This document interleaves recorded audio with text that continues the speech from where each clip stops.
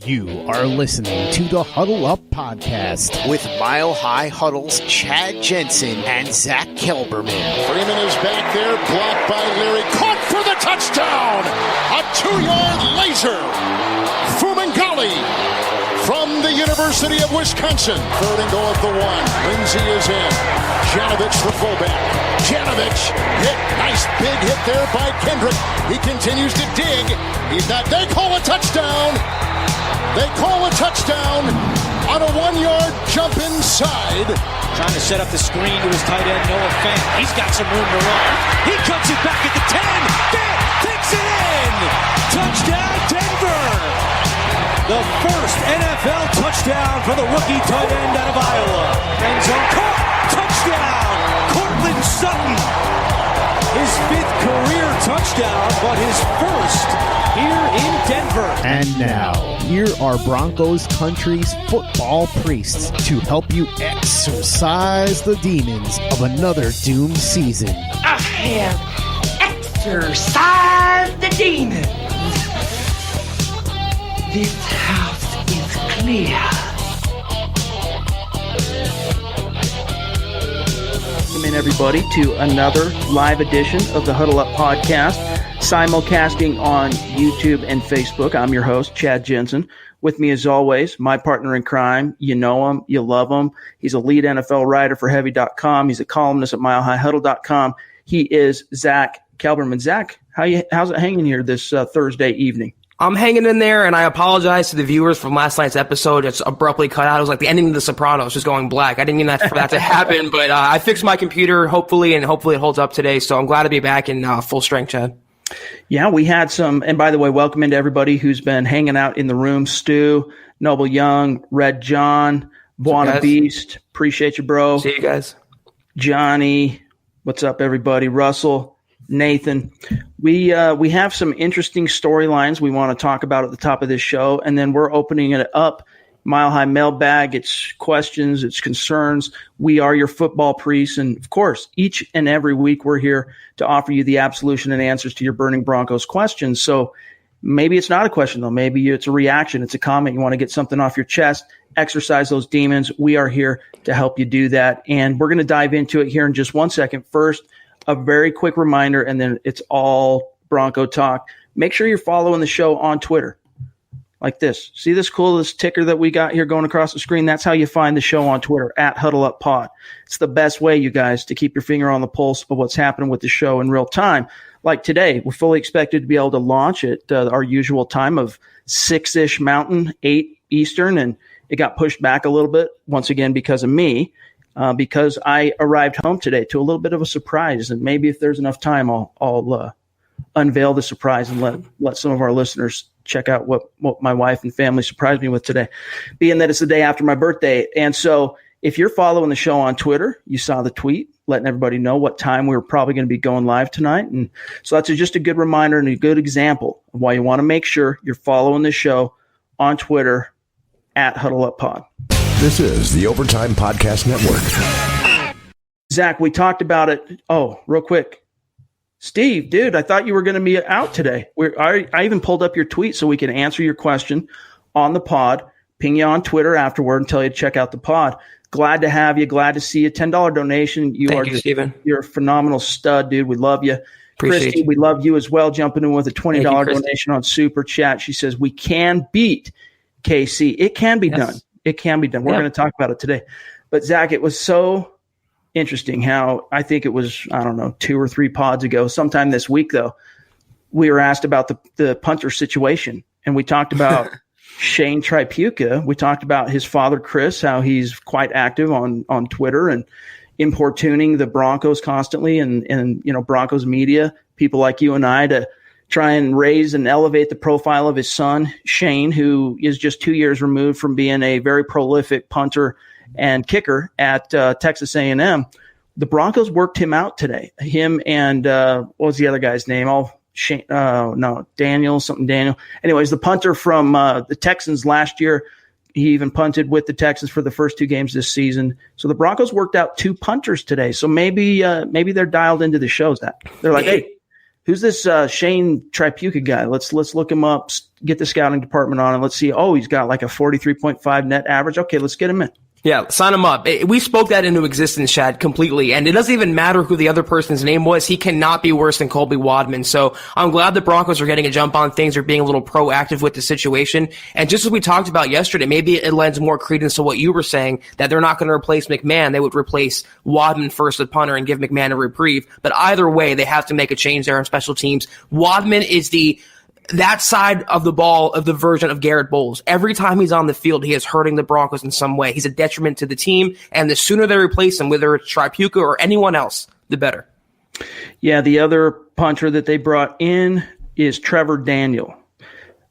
Punted for the Texans last year and for the first 2 games this season.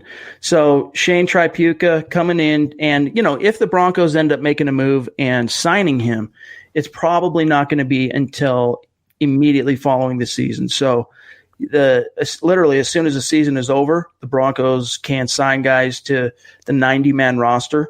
So he's one of those guys where, he'll probably have to stay on ice for a couple of weeks, through the duration of December, basically. And then maybe he gets a chance to come in and punt for the team in which his grandfather is a Ring of Famer, the number 18, of course. Frank Tripucka retired. He was also the first quarterback in AFL NFL history to surpass 3,000 yards passing. So that's probably what he's most famous for. That, Zach, not only being a Ring of Famer, but also being willing to acquiesce and rent Peyton Manning or loan his number 18 jersey number for that 4-year reign that Peyton had at Mile High. Yeah, and correct me if I'm wrong, but I believe the reserve future contract members don't count toward the 90-man roster limit. So if they want to bring him in now and sign him later, I don't know if it counts or not. I might be wrong on that. But I'm not sure either. I'm not sure on that myself. But they might be doing some advanced scouting here. Even if he's not brought on right now, as you mentioned, Chad, he could be signed later, and he can be in an open competition next offseason with Wadman or someone else. But as we all agree on, Chad, everyone in this room, I think every Broncos fan out there, they have to make a move because Wadman is turning out to be pretty terrible. TG jumping in with a $5 donation on Super Chat. Appreciate you. I think that's the first we've had a chance to hear from TG. And by the way, we have begun the process over the last few weeks. We began the process of sending out some swag, some merch to our Super Chat superstars, those who have been the most consistent and generous in their donations on Super Chat. And we're going to continue to do that. We're going to continue, Zach and I, to cook up ways to, to thank those who support the show. Financially, we got some things coming that we're going to be announcing here during the holiday season. Look forward to that. We're going to be unveiling our e-commerce store where anyone who wants to can buy a hat, they can buy a shirt. We're going to offer some hoodies. We're cooking up some other ideas too for the merch store that you can either just go straight to the website or you can buy it on YouTube or whatever you want to do. But we're also going to use that store as the primary means in which we say thank you to our Super Chat superstars.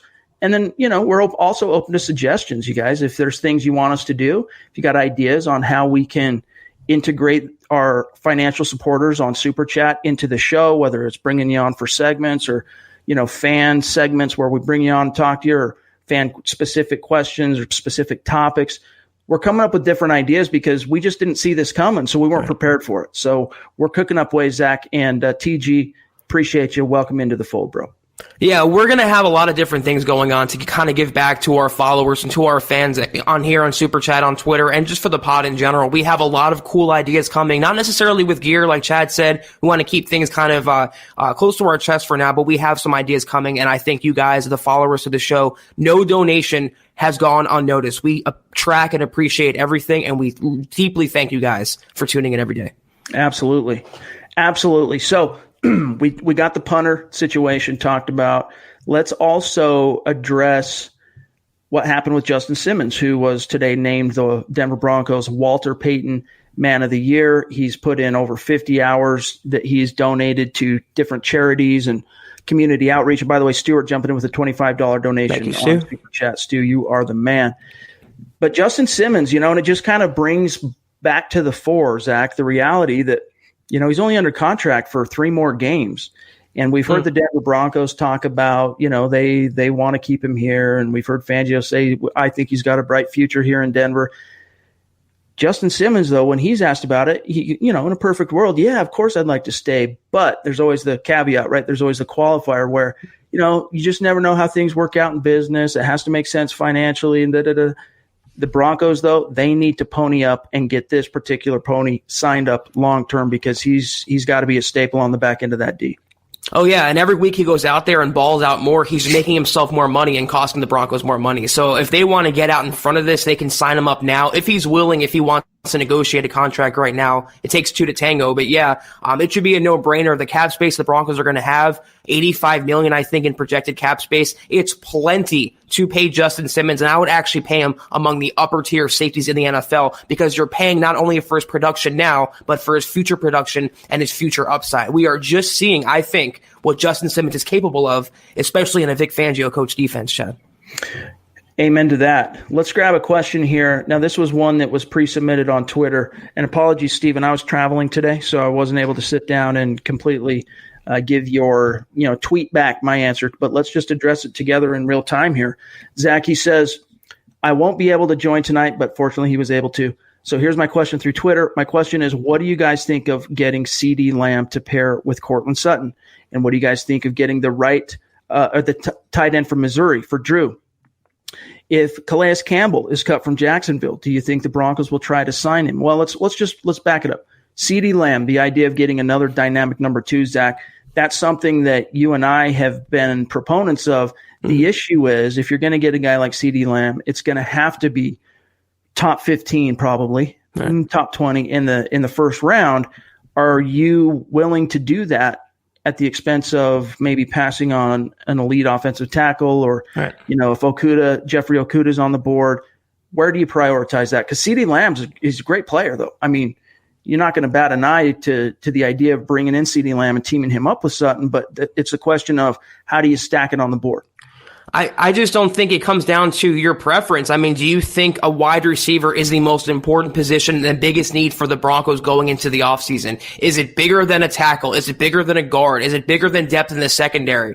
I think disagree with that. You can get a burner receiver, maybe not of Lamb's quality in the later rounds. I don't think I would splurge a first-round pick on a receiver, Chad. You use a second on Sutton. You have your quarterback of the future. You have a fourth invested in Deshaun Hamilton. You had a first invested in Noah Fant. That answers the next question we have. Use those high-round picks. Don't draft for need. Don't draft for luxury. Draft best player available. And I think wherever they end up landing, it's not going to be CeeDee Lamb, probably be a lineman or a defender of some sort. I wouldn't be opposed to it. I wouldn't hate it, but it's not my first option. The question about Calais Campbell being cut from Jacksonville, which there have been rumblings and, it's speculation mostly that Jacksonville will move on from Calais Campbell. He was this close to signing with the Broncos. The Broncos had an offer on the table. I can't remember the exact number, but it seems to me, Zach, it was something like $1 million difference. Might have been less than that. And he ultimately, the storylines were Calais Campbell could be going home to Denver, of course, where he went to high school. He ended up taking just that little bit more per year to go to Jacksonville. There's a good chance he could end up back in Denver. The question for me there is value, considering he's that much older. I think it was 3 off seasons ago now. Yeah, he's not the same player as he was when they first signed him. He's not the same player that we've all known Calais Campbell to be. He would be a good addition in this defense, but if we're talking about free agent additions, Chad, we talked about Akeem Hicks yesterday. We talked about Chris Jones yesterday. If they're going to splurge on those kind of defenders on the inside, I'd rather the Broncos pony up a little more and get a younger player with better upside in this defense. Again, I would not be opposed to Calais Campbell, but you have Shelby Harris, a free agent. You have Derek Wolfe as a free agent. You can probably pay those guys, maybe get an Akeem Hicks for the price of what Calais Campbell may cost. So not my first option, but I wouldn't cry if they end up signing him. Broncos fan number 24 with a $20 donation on Super Chat. Appreciate you.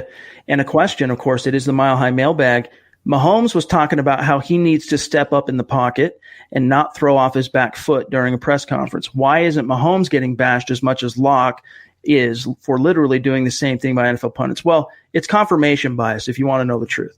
Everyone's trying to figure out and justify why Drew Lock slipped to the second round because the way he's played the last 2 weeks, his 2 game debut, I mean, he's just looking like the best rookie quarterback in the league.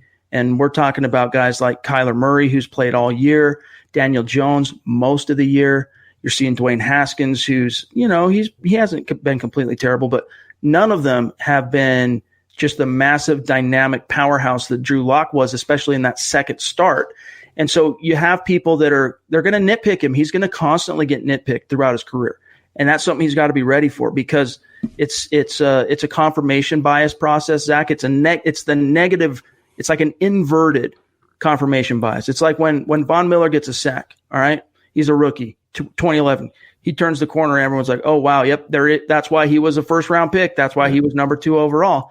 And it's going to be the exact opposite with Drew Lock. The analysts, especially the color guys on the television broadcast, they're going to nitpick the technical aspects of his game, and he's really basically going to have to completely outkick his coverage to win over those people, Zach.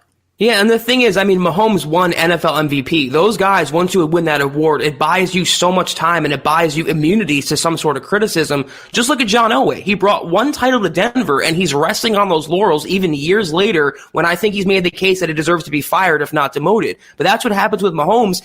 He's still not a perfect quarterback. That doesn't exist in the world or the NFL. He's a great quarterback, but he's always have things to work on. And the good ones want to stay good. The great ones always want to get better. They always want to work on their craft. They're always looking to improve. That's what you see with Mahomes, and that's what you'll see with Drew Lock. He's not Paxton Lynch, who's going to rest on being touted and the reputation and having that faux leadership and back him as his support. No, he's going to be out there busting his butt every single day, take over this team, and guide them back to the playoffs and back on the NFL map. That's the type of player that Drew Lock is. That's what separates him from, I think, most other young quarterbacks in the NFL. And I'm glad you bring that up, Zach, because it actually echoes something as well that Rich Scangarello talked about today on whether or not he was asked whether or not he believes that the pocket feel. He talked about Drew Lock having excellent feel in the pocket, which has really helped to take pressure off of his offensive line and allowed that unit, the starting 5, to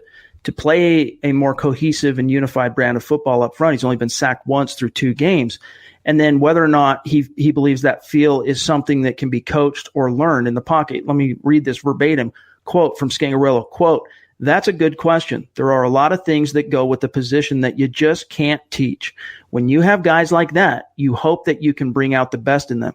Drew has worked very hard. When he was out, it was probably one of the best things that happened to him watching some of the other guys." Speaking to, of course, Joe Flacco, speaking to Brandon Allen. "He has changed his throwing mechanics since college, and it is showing up on the tape. His feet are in the ground. He's throwing with a great base, and it's why he's not retreating all the time. He's throwing the ball more accurately. He's throwing the ball more confidently. He likes our footwork, and he's bought into it. I think T.C. McCartney, that's the quarterback's coach, has done a great job of helping him with that as well. I think that leads to what you're talking about, that feel, and it's helped him," close quote. So according to his coaches, Drew Lock has already significantly improved and changed his throwing mechanics and his throwing base and his footwork. Getting back to the question from Broncos fan number 24, Mahomes has been able to get away with that, and even Lock will be able to get away with it. You saw him get away with it a few times against the Texans and the Chargers because they have elite arm talent. It's not just a matter of changing up the angles and not having to be completely set in order to put zip and accuracy on the ball. It's the fading away. But the problem is for Mahomes, when you fade away like that, it puts more pressure on your offensive line. It's going to lead to more batted passes. And, Mahomes just hasn't quite been the same player this year, Zach. So I'm really, he's still excellent. He's still arguably the best young quarterback in the NFL. But that's why I think there's the door has been left open a little bit for Drew Lock to stick his foot in there, kick it open in Arrowhead, and just blow some people away. If he plays his game, if he's allowed to go out and be that gunslinger, Chad, and the Broncos don't fit him into this phone booth and make him something he's not. If they go out there and allow him to make mistakes and make bad passes and the occasional interception, you can see that Mahomes-type talent, the improvisational skills, throwing off his back foot and hitting receivers right in the breadbasket. Those are throws, like I wrote in my column, Chad, that Locke and Mahomes and a few other quarterbacks in the NFL can dream of making. So we'll see that come out more, but technique and footwork and pocket presence were the only red flags of Locke coming out of college. It's something that John Elway spoke about in the preseason, and it's something he wanted to redshirt Locke for. The fact that he's getting better at that and the fact that he's getting complimented for that, that's really bodes well for his progress in year one and going forward. And just the way he's thrown himself into the challenge and the obstacle of making that transition from quarterback at Missouri to NFL quarterback and potential face of a franchise. Like, that's the one thing you never saw a guy like Paxton Lynch do. He never tried to, take the bull by the horns and capitalize on the enormous opportunity that the Broncos presented him as a first-round pick. You're seeing Drew Lock, and again, that's why, as much as it irritated guys like you and I, as much as we were frustrated by the way the Broncos were handling Drew Lock, it's one of those things where, it's a blessing in disguise. I mean, his coaches have spoke to it. Elway spoke to it. That time off, that exile, that 10 weeks in which he had to basically sit on his thumbs, if you will, and go through the game tape or the practice tape twice through the VR each and every day, dive even further into the playbook.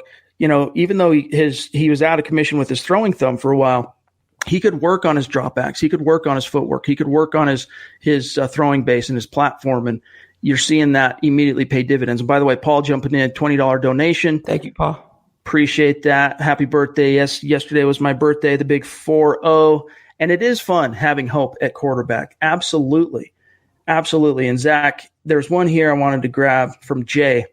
Can you guys explain the difference between play styles of Mahomes versus Locke, or are they the same? Same arm, same release? They're dang close. There's a reason why Locke has been at times compared to Mahomes, and it's not just the Missouri connection, meaning, Locke playing in Missouri and, of course, Mahomes being in KC. They have a similar the angles thing with the arms, same arm talent, same arm strength. I would probably argue that Mahomes' arm strength is a little bit better than Locke. Yeah. They also have just enough athleticism. I think Mahomes has more escapability, if I'm being honest, at this stage. Now, it's only a 2-game sample size, but I think Mahomes has proven to be a very slippery quarterback, and not in a, Kyler Murray tucking the ball or Lamar Jackson running with it downfield, but just evading the pressure while keeping his eyes downfield and then just making that big play.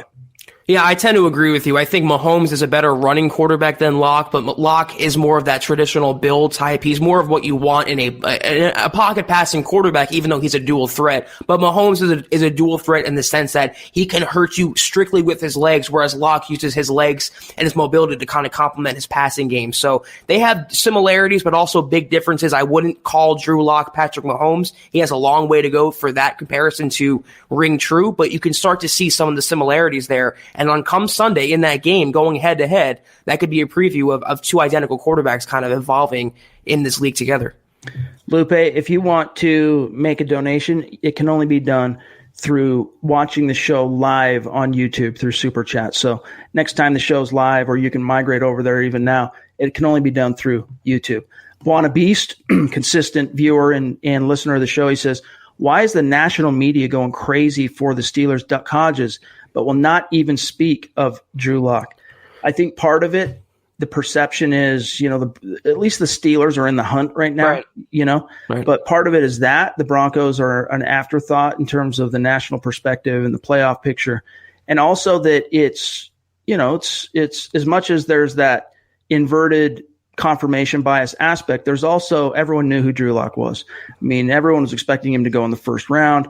He was drafted, even though he was a second-round pick, Zach, by the Broncos. He was drafted to be the face of the franchise. So, he's got it's a little bit more expected, I think. But I don't know. I think, frankly, after that Houston game, I've seen a lot of press and a lot of buzz about him on the national scale.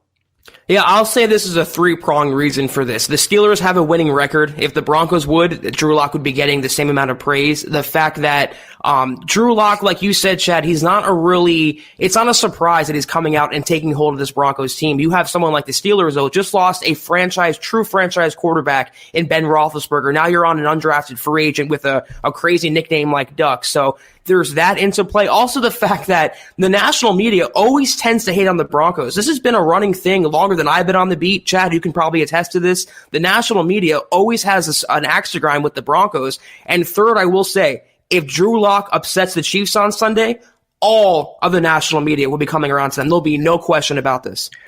This is the Overtime Podcast Network. Yeah, you saw the Lock rocket take off into the stratosphere from his just coming out of nowhere to beat the 8-4 Texans. He will break through into freaking outer space if they beat the Chiefs in Arrowhead. Frankie wants to know, hey guys, good to see you. I don't know if anyone has asked, But what do you guys think will happen with Brett Rippon and Brandon Allen? A battle for the backup? Who has the upper hand between the two?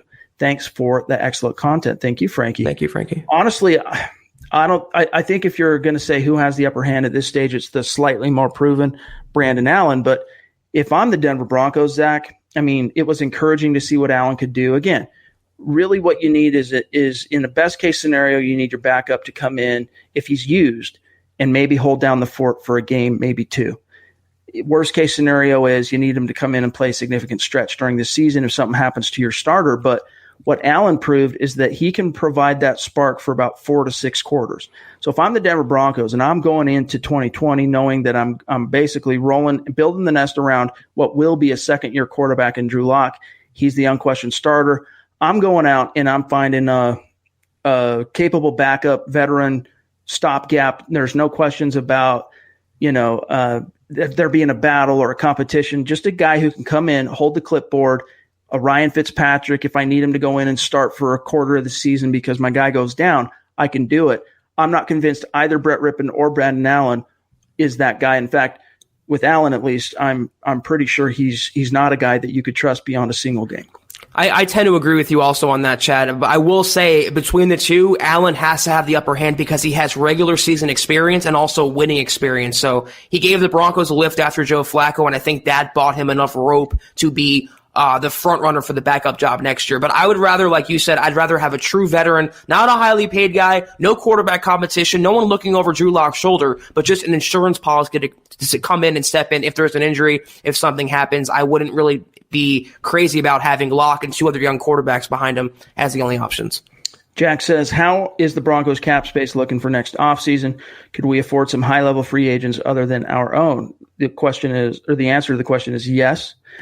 And it's going to be somewhere between 70 to could be in the 80s in terms of 80 million in cap space. The Broncos are going to have some cheddar to make some moves. So ostensibly, they're going to be able to get Justin Simmons re-signed so long as Elway's willing to play ball. You could probably even find a way to get Chris Harris signed. They'll have the money to do it, especially once you cut bait with Joe Flacco and get, you're going to be on the hook because of the way you restructured it.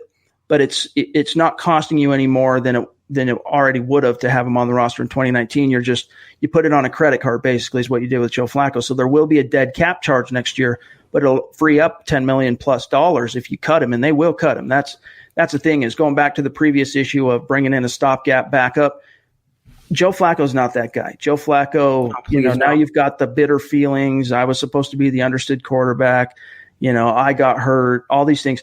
You gotta wash your hands of that bad juju ASAP. Yes. Kick him down the road. Bring in a fresh guy who knows his place and can have some enthusiasm and some passion for where he's at in his career. Joe Flacco still is convinced he can be a guy, and you see him on the sideline after Drew Lock's first win. He's celebrating. He's running up across the field. He sees Joe Flacco crossing his path, and he goes to slap him on the butt. He puts his hands up like this. Flacco just ignores him and walks by, so he slaps him on the butt and just like, whatever, dude, and just keeps rocking and rolling and having a good time.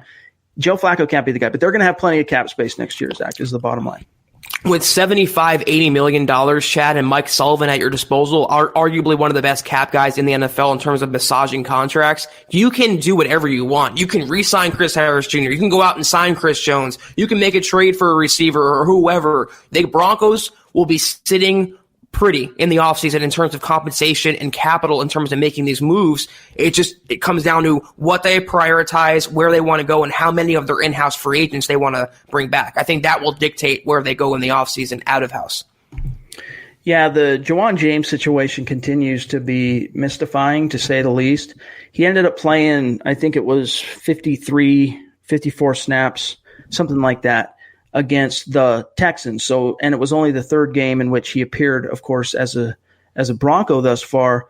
And he's bouncing back from what was initially, we've been told, a severe MCL sprain, a severe knee sprain that he suffered in the season opener. It was supposed to be a 4 to 6 week timetable, ended up taking him 7. He comes back in week 8, lasts all of whatever it was, 20 snaps, goes down again. And he's been cleared medically for 2-3 weeks, maybe longer now, as far as where he's at today. And he finally gets back out on the field last week. The Broncos put him on a pitch count. He played well. I mean, here's the thing. That offensive line in the first half with him at right tackle and with Austin Schlottman at right guard, that was arguably the best this offensive line has looked all season long.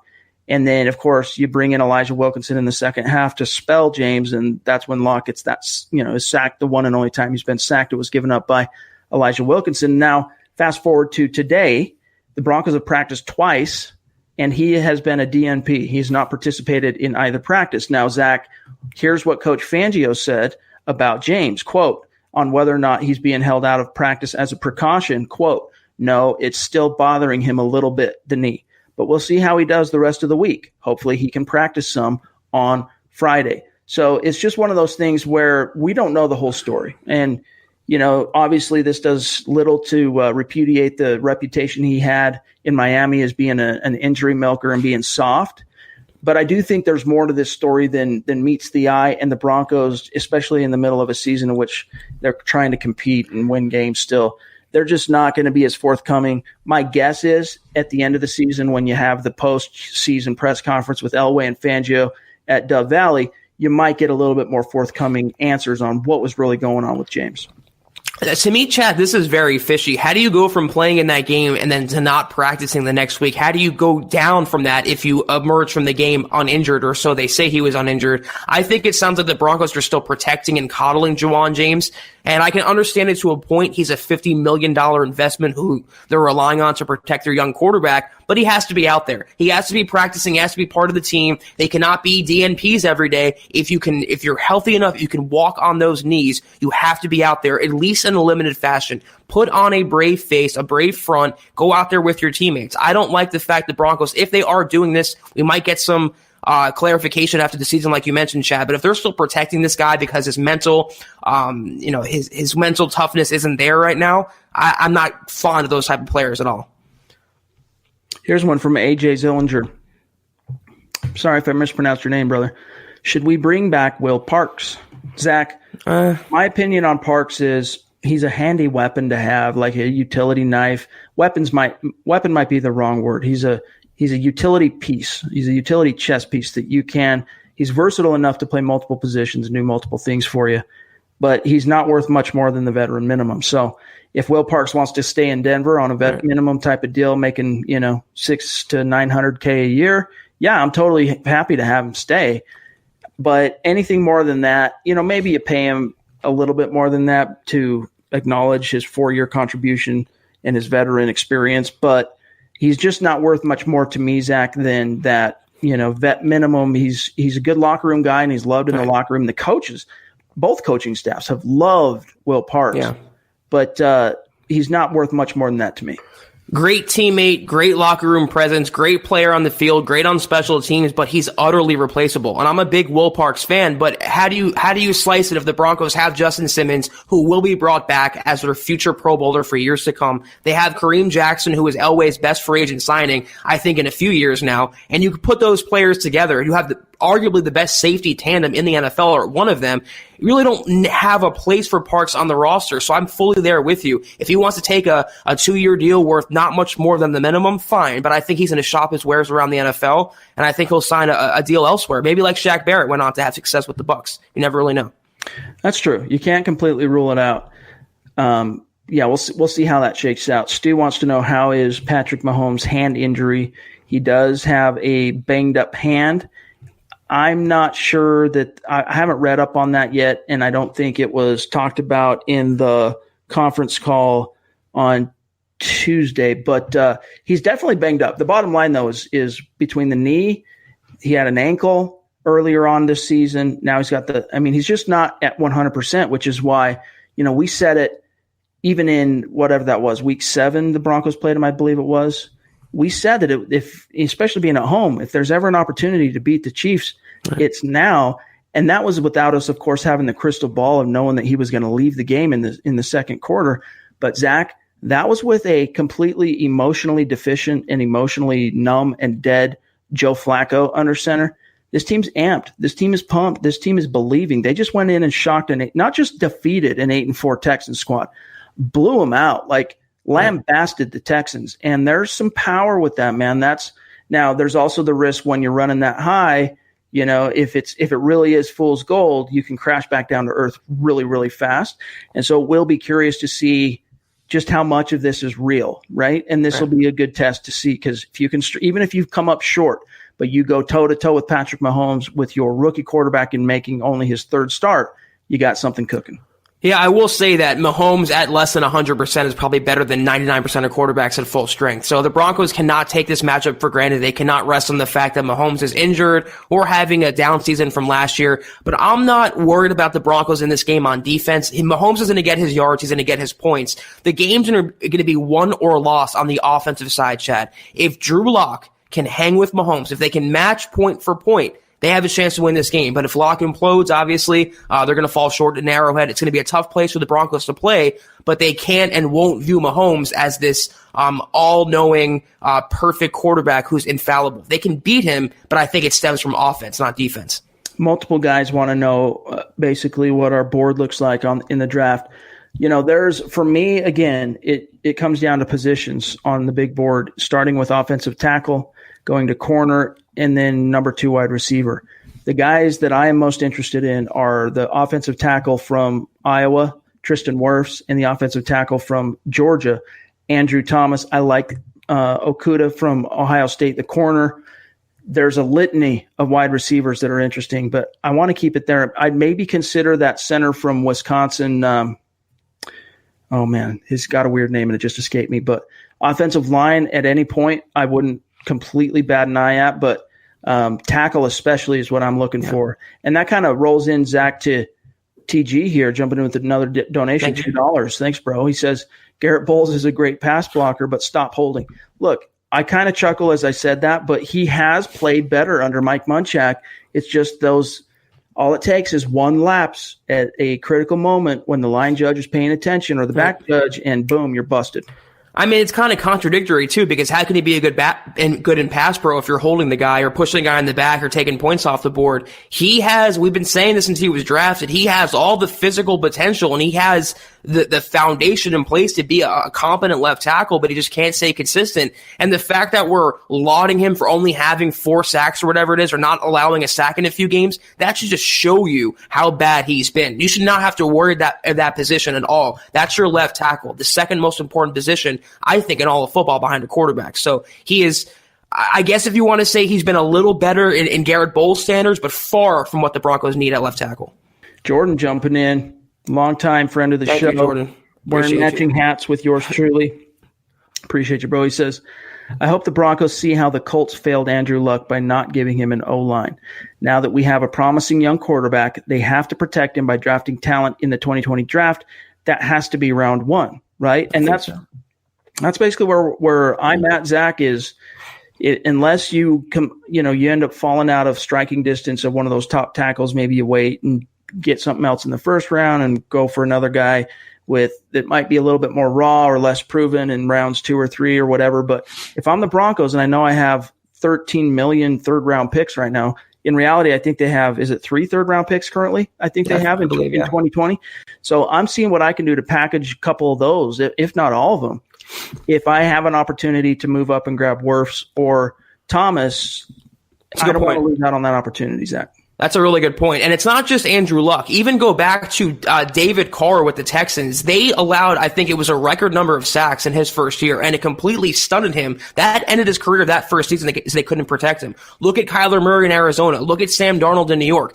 Look at Baker Mayfield in Cleveland. A large part of the reason why they're so bad this year is they cannot protect Mayfield to save their lives. That's why I don't want a receiver in round 1 if I can avoid it. I don't want a safety. I don't want anything else. I want a tackle. Even if you don't replace Bowles, you still have that replacement option on the roster. I am not comfortable going into 2020 with him protecting Locke's blind side, and then you have Juwan James, who's mentally not there and not practicing over phantom issues. You have to go tackle. You have to protect your franchise quarterback. There's been too many examples, like just mentioned with Locke, that would secure that.